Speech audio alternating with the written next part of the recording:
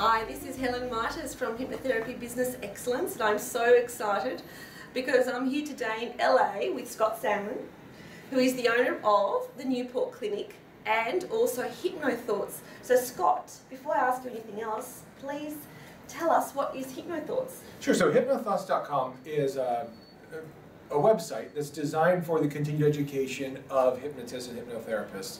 It's about 8 years old. It's been free. It will continue to be free. It's just a forum for people to come share ideas. And then from that, we now have a conference in Las Vegas every year that's called Hypnothoughts Live. And we're coming up on our 4th year this summer, which is really exciting. And we get hundreds, close to 1,000 hypnotists that all come together and share just a wide variety of viewpoints, which is the idea.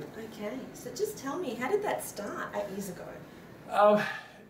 Kind of by accident, you know. So there were two pieces to it. Part of it was there were already Yahoo groups and forums and things like that, but the technology was old and stagnant. You know, there's a lot of no videos, no pictures. There's all these different possibilities that weren't being done in the old forums. And so I built a website that wasn't even called Hypnothoughts. It was just a website that I created, and just to play with new technology. And then I put it away, and I didn't do anything with it.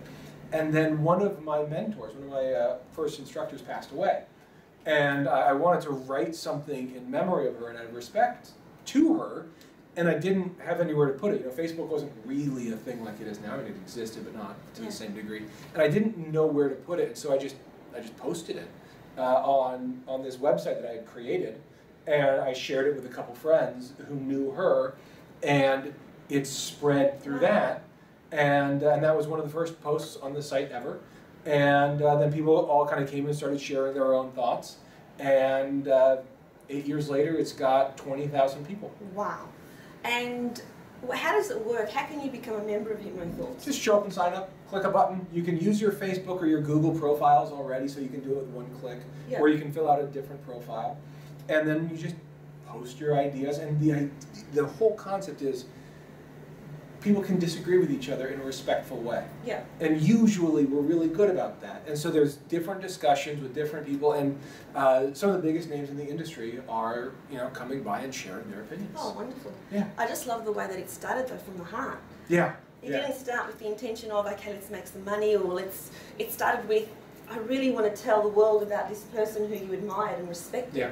And you want to share that. So that's just really beautiful. You know, Richard Clark, who's down the hall right now, he was a friend of mine when I built the thing, and I asked him to help be a moderator of it. And when we hit 200 people, we said, "Oh my gosh, this is crazy. We might someday hit 500.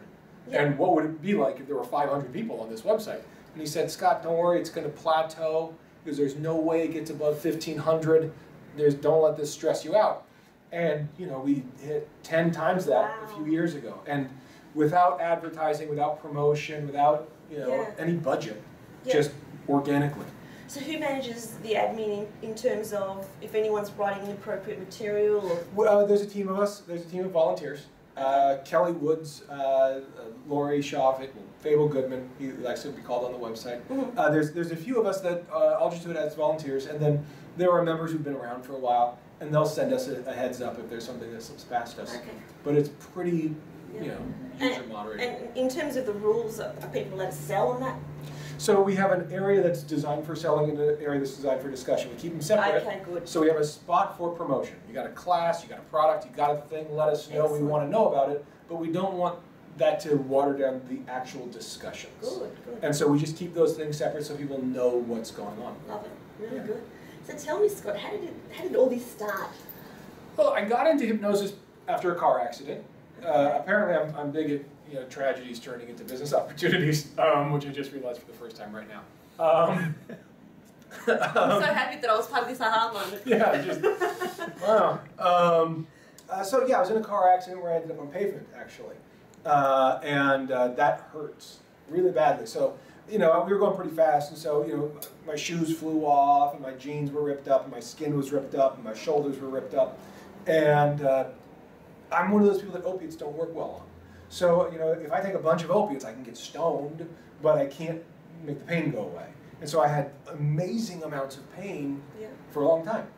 And my girlfriend at the time, she said, you should go see a hypnotist. And I said, no, because my pain is real and hypnosis is fake. So I'm not going to use a fake thing to fix a real thing. And she said, go. I went to this woman. And I said, I don't believe in this, but I'm desperate. She said, okay, sit down. And it worked. And the rest is history. Where did you get your knowledge from for the business side of your business? A lot of different places. You know, I think that's actually one of the things I like about this is that was really lacking for me. Yeah. You know, that there aren't a lot of great examples of hypnotists running I mean, there's great hypnotists who, you know, are selling products online, and there's great hypnotists who are seeing clients, but it's hard to find role models and paths to follow. Yeah. And so a lot of what I had to do was work with the medical community and model them. So very early in my career, I got a few mentors that are doctors and dentists, and I modeled their practices. How did you do that? When you say you got them as mentors, you just walked up to them and asked them, can you be my mentor? Kind of, yeah. I mean, almost exactly that. I found out that if you send them letters, those letters go in the trash. Yeah. I found out that if you leave a letter at their desk, the letter goes in the trash. But if you can get past, I mean, the secretary's job is to protect the time of the doctor, right? Their time is very valuable, and so they have to be a gatekeeper, and they're doing their job when they do that. But it's my job to get past them and talk to the person who's making the decision. And those are people who want to help others. Yeah. And so I said, look, I want help. I said, I'm good at helping people, right? And I like helping people, and I want to know how to do it better. Will you give me advice? Will you help me answer my questions? I'll do whatever it takes to get your time. I'll wash your car with you. I'll take your kids to soccer practice. I'll stand at your kid's soccer game and just ask you questions. Whatever you want to do, my time is flexible. Help. And a couple said yes. And I was really fortunate. One of them, a very well-respected dentist in the area, and it just so happened we were sitting in her office talking about a few things, and one of her staff members came in and said, I have a migraine, I have to go home. And I said, aha, I can take care of this. I said, look, you can still go home, but I can get rid of your migraine. And so I did, in front of the dentist, and they said, you really do know what you're talking about? I said, yeah. And so they started sending me patients, and then they hired me to be on staff. So I was working on staff in that dental office for many years. Fantastic. Yeah. It's fabulous. Yeah, really, really good. Right place, right time. Yeah. But you said a couple of them said yes, so how many did you ask to begin with? Well, I stopped asking once I got 2. So I asked 3 and got 2, and that was enough that I just stopped asking for a while. Yeah. Because that was all I needed. And but it was pretty easy. Once you actually get it into a conversation, and if you've done your homework, you know, the main thing I see hypnotists want to do is rush out and put up a shingle before they're actually qualified. Yeah. And so what they do is they make sure everybody knows they suck before they know they suck. And I knew I sucked pretty early. You know, I was lucky. I was in college when I found out that I sucked. And so I got to suck less and less and less until I didn't suck anymore by the time I had that conversation. Yeah. So. Okay.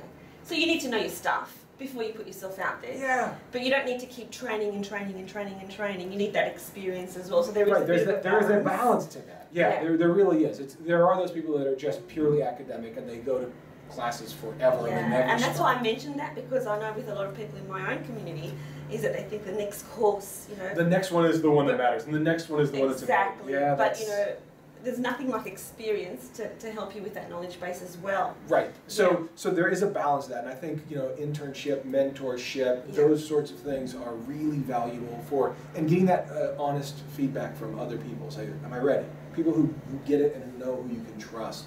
Sure. Getting that and saying, look, I'm not the best judge of me. Doctors go to doctors for a reason. You know, I shouldn't judge myself. Ask someone, audit me. Am I ready to see clients? Cool. And the measurement that I like to use is, if someone you loved needed help, who would you send them to? And what kind of training do you want them to have? Have that training. Yeah. And that's it. That's a really good And if you have that training, stop wasting your time. Go help people. Yeah, exactly. With regards to the help that you got from the medical profession, what would be the one thing that you could share with us now? It's easy to get well known. It's important to have a reputation. Reputation absolutely matters. Reputation and relationships build and sustain your practice. Anybody can get their name in the newspaper once. Anybody can get a YouTube video to go viral. Anybody can be a flash in the pan. And And chasing that is dangerous, because that's when people start following fads and following the next course. And they're like, oh my gosh, this gastric band, or this stop smoking protocol, or this whatever the thing is. Yeah. All that education is good. But the idea that the thing exists outside of you is a problem. And your ability to create relationship with your client and relationship with referral sources, and to have a reputation for sincerity and to have a reputation for professionalism matters above everything else. And the ability to work well with others always pays off. Okay, sound advice. So anybody can be a flash in the pan, but not everybody can have a wonderful reputation. And really, your business is built on having a great reputation. Yeah, that's how they become sustainable. To have a relationship with your clients and the referring professionals around you, you earn that. Okay, good. All right. So is there anything else that you could tell my community about, success in our industry? Yes, one other thing. Getting to a certain stage of it sucks. And it's so much work to get to that, over that hump. But once you get over that hump, you're just working to keep the bike pedaling, right? And just pedaling the bike to keep your momentum, and you've got to keep working. But the reward is coming back of clients. The cash flow is coming back, so you're not worrying about paying your rent at the end of the month. So it gets easier, and it gets even more fun. And as long as you're not just spending time thinking about the money, obviously paying attention to your clients is key, but it gets so much more fun, and do it every day, even if you don't have clients. Hypnotize teddy bears in a chair if you need to. Get used to talking, get used to saying it, and have it become second nature. Thank you so much, Scott. You bet. Thank you for coming. I'm really glad you made it. Thank you. Of course.